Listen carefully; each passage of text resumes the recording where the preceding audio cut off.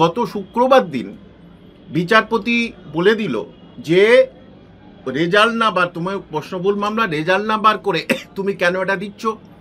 তখন বলে দিল হুজুর আমি এই সামনে সোমবার মানে আগামী পরশু দিন আমি এটা দেবো, লিস্টটা দেবো।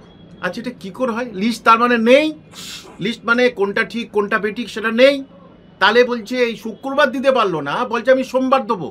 তার মানে এসএলএসটিতে যেমন জট পাকিয়েছে নিজেরা, এই স্কুল সার্ভিস কমিশনে ইচ্ছা করে জট পাকালো যাতে কেসটা হয়, অর্থাৎ নিয়োগ করবে না।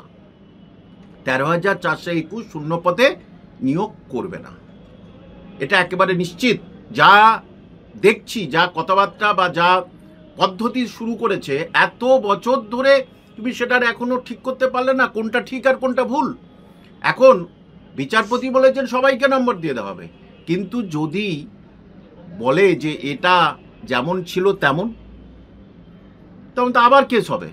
সুতরাং এইরকম কিছু ওর ভিতরে ভুলভ্রান্তি রেখে দেবে বলে আমি মনে করি, যাতে এই প্রক্রিয়া আরও পিছিয়ে যায়, আবার কেস হয়, আমাকে আর নিতে হলো না, ভালোই হলো, ইলেকশন এসে গেল, মেরে কুটি জিতে গেলাম, ব্যাস হয়ে গেল।